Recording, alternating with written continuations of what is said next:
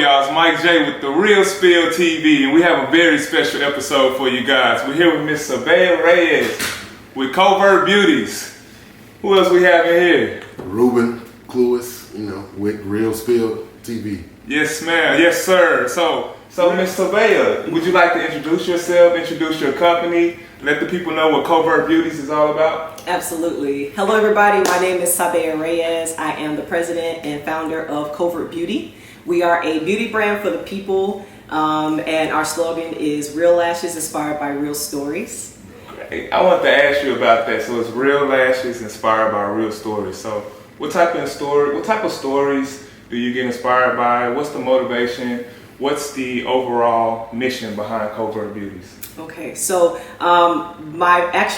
so if you take a look at the packaging for my eyelashes, they're actually in the shape of a storybook. Okay. So each eyelash cover represents a story, right? And then we have different chapters, and we dedicate those to real women and real stories. Oh, wow. So my own personal story is actually our debut lash. The Never Judge a Book by its Covert Chapter 1 is me sharing my story of being sexually assaulted in the military. Wow. Yeah, and how I overcame that, what my healing process was, right? So that's pretty much what we strive for. So we have a podcast called It's Time to Uncovert, where we actually use it as a platform for our ladies to tell their stories. Wow. So the ladies come on the platform, they tell their story, and then where does the beauty products come in and shaping the story or telling the story? Where does that part come in? Well, the beauty part actually comes in the design. The design of the eyelash, right? So my eyelash is more of a natural eyelash. It's good for like bridal makeup every day. But because I'm telling the story of my experience in the military, I wanted to make sure that I had a lash that fit military regulations. So my military girls can actually wear them in uniform and not get in trouble. So what are the regulations in the military? What is it, like a length requirement? Yes. Or what is it? Yeah, so I'm not sure about the exact length, but I mean, it does have to appear to be very natural. It can't be distracting or take away from the uniform. And it can't be too long. So the experience that you had, is that what started Covert Beauties? Yes. So that was the moment that you said, okay, let me tell my story. Let me go ahead and is it lashes? And what that's what I was going to ask you. What all does Covert Beauty? So I know you guys sell products, right? So, and you offer services? Yes. What are those services? Yes, so we offer a service called one-on-one technique with myself and a few of my other ladies that are trained under me. I am a certified mud artist, makeup designery. I got my certification in California. I am a Bellis Beauty graduate. And so pretty much what I do is I help women understand how to apply makeup on their face. So their it's like features. Tutorials. Absolutely. With their makeup. Right? So I mean, I know there's a lot of women that usually, when they find out about the eyelash company, they're like, oh my gosh, I wanted to learn how to put lashes on for so long. I don't know how, or I have all this makeup and I don't know how to use it. So it's pretty much a virtual service that I provide where I sit down with the lady, help her figure out what makeup is working for her, what's not, give her tricks and whatever's best for her features. And then I actually partner her with the YouTube influencer that has the same features, same eye shade. The whole package. So, when they're done with me, they can continue and challenge themselves thereafter. So it's all part of the service. Okay, perfect. So I see they get the full package. Yes. So is it like a occasion or everyday type makeup or special occasion? Like, what do you specialize in? Do you have like a mark, or can someone look at someone and say, that's Covert Beauties right there? Is there like a stamp that you have with your clients, or do you have a certain style that you use? Well, I won't say necessarily people will know. We at Covert Beauty, we like to, just the way that we look at makeup period is very different from other brands, right?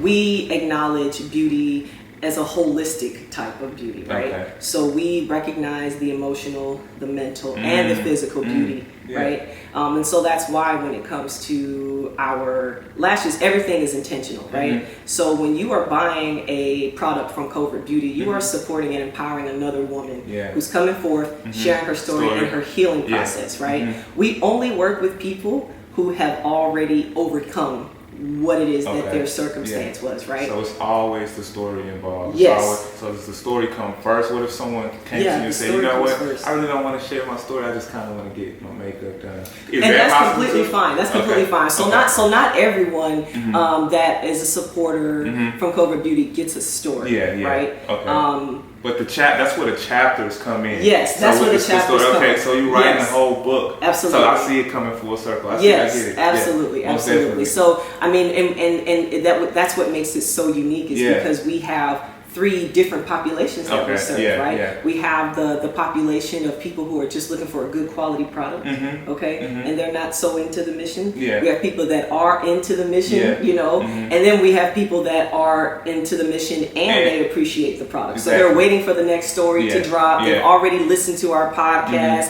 You know, they're ready for what's next. Yeah. And also with Covert Beauty, I think another thing that sets us apart from a lot of other beauty brands is that we have so much male support. Even on our Okay. podcast, we have a couple male Yeah. guests. What type of support? What type of support are you getting from the males? The Like- men are supporting us as far as the podcast. Okay. They're pushing the podcast. They are coming to the podcast. They're uplifting us and helping us recognize that, you know, what we're doing is awesome. Yeah. And they're looking to be a part of it however Wow. they can. So yeah. how can we hear these stories? We listen to them on a podcast? Yes. Okay. So our podcast is called It's Time to Uncovert. And it's available on YouTube and Spotify. It's time to uncover. Uncover, All right. yes. So gotcha. We have to check that out. Definitely want to hear some of these stories. Yeah. Great. It's perfect. Okay. Well, I had so I had some questions I wanted to ask as well. What are there any landmarks, or should I say milestones that you have reached or either want to reach with Covert Beauties? Yeah, absolutely. Well, one of the milestones that I did reach is at first Covert Beauty was strictly a covert operation, right? So it made it very difficult for us to obtain followers and supporters because there was no face to the company, right? So people weren't really able to relate because they didn't have a face to relate to, right? The mission was there, the podcast was there, our products were there, but there was a lot of people that were kind of standoff. The personal side. The personal side was People off. want to know the story. Absolutely. The person behind it, the face behind it Yes. makes it the buy-in. So like someone told me, the more you share, the more they care. Yes, You know, so- absolutely. I was about to say something just like that. I heard they want to know you care before they care what you know. Absolutely, Exactly. absolutely. So once I came out as the face of the brand, the response picked up right away. Yeah. Right away, right? Yeah. Because there's quite a few people that I served within the military that had no idea, you know, what I had been through, what I had experienced, and just, you know, even people outside of the military. It was really hard for some people to really be like, wow, like, that happened to you. Yeah. It's like, yes, it did. And this is how I came out of it. And I'm Yeah, happily you tell- married, Yeah. you know, in a Yeah. healthy marriage. And Most thereafter. times, a lot of triumphs often, a lot of success stories often come from that time where, you know, things weren't so great. So that's always the motivation, the drive that people use. Unfortunately, a lot of people have to go through a situation, but most times it always propels them to a higher level of success because of it. Yeah. So, well, congratulations for overcoming that hurdle and starting Covert Beauties. I always think anyone that's in business, especially, you know, people of color that's in business, it's just a great thing, you know, to push your will forward and get the support and camaraderie around it. So I definitely can applaud you on that. Yeah, thank you. Definitely. That kind of brings me to my next question. What are some of the challenges you had, like getting to where you are now? Yeah, so it definitely wasn't easy for me to come out with my story. So I think that is definitely one of the challenges. The second challenge I would say is because Covert Beauty is a brand for the people, sometimes I have to check myself emotionally because what I think is going to work, you know, or you know, what I would like to do with the company, the people aren't really responding to at times, you know. So I do have to follow. So what's an example of something you wanted to do but everybody wasn't on board of it? Well, I guess the stories. A lot of people, unfortunately, can relate specifically to sexual abuse, right? And so a lot of people wanted to hear, well, I thought anyway, people would want to hear more about that, you know, more stories of sexual trauma and how people Yeah. overcame them, because there's so many ways Yeah. that people overcome sexual trauma, you know. But people wanted to hear a lot more, right? So my second eyelash that dropped is a more dramatic eyelash, and it is reminiscent of a young lady who is still in her teens. She was diagnosed with depression and anxiety at a very young age because she was abused as a child, verbally and physically. And she overcame both with therapy and natural supplements, no psych medications, no antidepressants, anything like that, right? Yeah. So that's another beautiful story that I probably would have bypassed had I been stuck on what I think, you know, Covert Beauty should look like. For sure. And the response to that was awesome. So you've had to be flexible. You've had to bend, and when you probably didn't necessarily want to. But you know, a lot of stories, it probably don't relate to a certain person, but it will relate to another person. Like so, you know, you definitely want to keep everything full circle, because I know even with the last story you said, she, you know, healed no medicine, anything, all natural. You know, so that's definitely a story that a lot of people can relate to. You know, so. Definitely, I don't, even me personally. So I mean, you know, I'm into the meditations. I'm into, you know, the saging, the you know, all the natural things. You know, try to connect back to our roots to kind of like heal ourselves naturally. So I can connect to that. I can relate to that. So definitely, every story told, somebody's going to relate to it in some way. So I think it's beautiful. Just keeping all the stories going and categorizing it by chapters into the whole book of Covert Beauty. It's perfect. So my next question is, what type of satisfaction do you get? What's the overall experience that you would want from your clients to have from Covert Beauties? Well, I definitely want my clients to be able to connect to the mission, right? Our mission is definitely to bring holistic makeup to the cosmetic industry, right? When I was going through my healing process of, you know, being sexually assaulted in the military, you know, it's really hard to put your recovery first, right? Because you're in the military, so the mission comes first. And I had to find a creative way to be able to keep, you know, my progression going in my healing process. Outside of therapy, right? Because when you're on deployment, like, you don't have a therapist. You know, and so you have to you either, it's gonna make or break you at that point. And so I took interest into what's called art therapy. And a lot of military veterans that suffer from any type of trauma, whether it's combat related or not, it's been proven that art therapy is very helpful. So is it you get lost in it, and it's like meditating. A lot of people use it for meditation. I use makeup. So the woman's face became my canvas. That's your form of art. Yes, and that became my form of art. And so that's really where Covert Beauty started, right? And when I was in this process, I started to learn and understand how much myself and makeup had in common, right? And I kind of felt convicted to want to do something about it, because one word that stood out to me, and I'll never forget, is conformity, right? When a woman, especially nowadays, when we put on our makeup, we are correcting things on our face. You know, we are putting blush on our face for certain reasons. We're highlighting, we're contouring, we are sculpting and shaping our faces to appeal to others, right? You're right. And it was the same as my healing process. You know, me being, you know, one of the girls. That's the connection, right? I'm being one of the girls in uniform, but I can't talk to you guys about what happened to me because I'm going to make everybody else uncomfortable. So I had to conform to what was going on, and that's how I related to it, right? And so once I started doing makeup, I kind of stopped just assuming that a woman thinks her forehead is too big, and I contour it and bring it down a little bit, or that her lips are too big, and I kind of make those look smaller. I started asking my clients, like, what's your favorite thing about your face, right? And if she said, well, you know, I actually love my eyes, or I really like my lips, I like the shape of my nose, I would enhance those things. Those are the things that I spent the most time on, right? So more on enhancing the stress instead of covering up the supposed weakness. And it changed the dynamic of my client, you know, service relationship, because these women, they started talking more about what they so we began sharing stories, and that's when I started to realize, like, wow, there's so much that goes into a woman putting her makeup on. Yeah. It could be your war paint. Yeah. You know what I mean? Like it can make you stand up taller. Yeah. It can make you hate yourself. Yeah. Like it really is getting down to the core. The core. The core issues. That's what I was going to ask. I mean, the beauty industry, the cosmetic industry, is a $94 billion industry. So, I mean, it's going to continue to grow. Yes. So, I mean, why do you think, well, you kind of just explained it, but if you can expound a little more, why do you think the beauty industry is a $94 billion industry? Why does it continue to grow?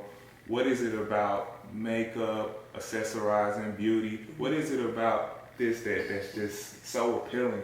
Well, I mean, if you really think about it, the millennials, you know, we're running the world right now. Okay, yeah. And with that, you know, we're very superficial. Yeah. Everything is about the look. You're right. You know what I mean? Especially with the People social have to- media. Absolutely. You keep it at 100 too. And, but I mean, and that's what it is. It's the look. That's what it is. And The so look is the hook. it is. Most people, They're most not females are like, I mean, of course, it's true to an extent, but most people are like, I do it for me, partially, not wholly. Yeah. Of course, Yeah. it's the outer, you know. It's the image. It's the image, definitely the look. But yeah, I mean, it's still That you know really with the filters and the Yeah. but everyone is trying to sell their story. Yes. So I understand it. You know, you're not gonna put a story out that doesn't look the best you want it to look. So you know, it's I understand it, but I just wanted to get your take as you know from Covert Beauty's, like, why do you think the industry is so huge? I really think that that's what it is. But I really want to try to divert that. How? a Yeah, little that's more. like how do we because you know everything's getting so watered down and it's getting so superficial and it's kind of like, you know, how do we keep that realness in it? How do we keep that the substance? absolutely, Yeah. absolutely. Yeah. And so I think that really does start with the inside. Okay. Right. Perfect. So for us, even like with our podcast, we're partnered with this company. It's an amazing company. Shout out to Aunt Bertha. Aunt Bertha is an official partner of Covert Beauty, and Aunt Bertha is pretty much like a Google for services, social services, right? Yeah. So say for instance, your daughter listens to my podcast and she's listening to me, you know, talk vividly about my experience of being sexually assaulted in the military. Something might have happened to her. She's triggered. Okay. She can go to our website and go to our contact us page, and there is a search engine bar. She literally puts in her zip code and she can go to care and find low cost or free therapy in her neighborhood, right? And we have people, absolutely, we have people that are coming on our podcast. They're talking about being homeless. Wow. I mean, we could connect people to homeless shelters on there, domestic violence shelters, food Covert pantries, Beauty, everything. doing it all. Yes. Yeah, telling Absolutely. stories, helping people, saving people, that support system right there. So the healing process. Definitely. I think if a woman can really heal on the inside, it changes how and why she uses her makeup. Yeah. And then that will indirectly, I think, contribute to the whole superficial and, you know, the watered down facade. Yeah. You know, because a woman is different depending on where her confidence is coming from. And a lot of the times that is how she wears her makeup. Yeah. Right? How many times you've been to Whataburger and you see a 16-year-old girl with a full face makeup, lashes, looking like she's going to the club, and she's 16 years old, and it's like, baby, you don't need all of that makeup. It's Houston, it's August, it's hot. You know what I mean? Like, for sure. You know what I mean? But that's what the industry is teaching these young girls. It's like, you're not pretty if you don't get up 2 hours early and you pile all this makeup on. Nobody's going to listen to you. You're not going to be heard. You're not going to be seen. Right? But getting behind those issues. And over time, they just burn themselves in too. Oh yeah. Like with generation to generation. Oh my goodness. It's not going to get any better unless people like you, who's I feel you basically trying to fix it. You know. Yeah, that's the idea. Making actual moves towards it. That's the idea. Definitely. Well, I did have a little true or false. One more. Okay, go ahead. All right. This is definitely not your average makeup, you know, service. No. It's like makeup is really the least part of it, really. Yeah. It's all that y'all do. I was gonna say, what advice, or you know, if there's someone who actually went through something similar, or any type of abuse or whatever, like, and they, you know, what advice would you give them to look within and, you know, overcome, you know, and if they're trying to, you know, get into an industry, is similar to this one, like makeup or any type of beauty, fashion industry? What advice would you give anyone that's like on the fence or thinking of getting into an industry like this, that's been through something like that? Absolutely. I would say definitely you have to heal first, right? You have to heal first, and it can't just be something on the surface, okay? Because when it comes to this industry, everybody feels like they're a subject matter expert. Every picture you put up, every video you put up, you are like putting yourself in the limelight. You know what I mean? And so people are going to give their critiques that are unsolicited. You know what I mean? And that can really be discouraging. Yeah, it can. Right? For sure. But you really have to just stay true to what it is that you're doing and making sure you're checking yourself as to why you're doing it. Exactly. Right? If you're coming into this industry just because you want to make money, that is not going or to even do for anything. just approval. Or approval, Yeah. validation. You're not going to find that in this industry. You Yeah. have to find out what it is that you're doing, why you're doing it, and you have to stand behind that. Period. Regardless, Period. and regardless if you're getting the support, if Right. you're getting, this is why I'm doing it. I'm really doing it for me. I'm telling my story, and I'm helping other people. I'm doing a righteous thing. It's good, so I'm gonna stick with it. Absolutely. And I think every entrepreneur shares that story. You know, because entrepreneurs go through a lot with trying to push their product or push their service. A lot of people don't support. You take a lot of losses. You know, so. But I think if we stick to why we started, we stick to the heart of it, the core of it, we can continue to thrive and eventually, you know, to come around. When people see that you're serious and you're not giving up about it, they say, okay, we're gonna hop on. We're gonna hop on. So absolutely, yeah. So definitely, don't get caught up in the likes. Don't get caught up in the views. Don't get caught up in the followers. That stuff will all come, just like the money. It will all come.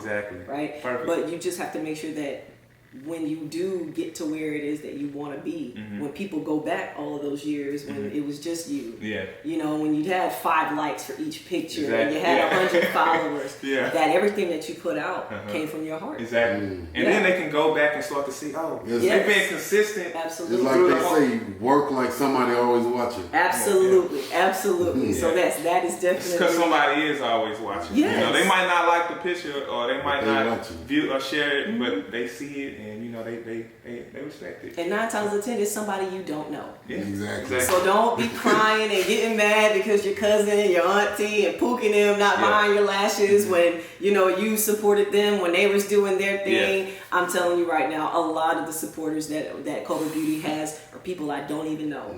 We've got international following. We, like I said, we have tons of males. California gives us so much love. North Carolina, Detroit, New York. Wow. We get a lot of love from people that don't even know my first name. You know? I just made a post about that. I said, I'm not sure. It could be 90, it could be 80%, but 90% of the people that's going to support you are people that you don't know. And the 90% of the people that won't support you are people that you know. You know, it's sad that it has to be like that, but a lot of times people, they see you, they grow up with you, and you know they kind of connect themselves to you. So it's like if you're doing it, they feel like that they can't do it, so they'll probably reflect their energy on you and say, okay, well they're not going to support. But the people who don't know you, they see what you're doing, they're more likely to hop on and support. Perfect. So I think it's a great story. You guys any more questions, Ruben?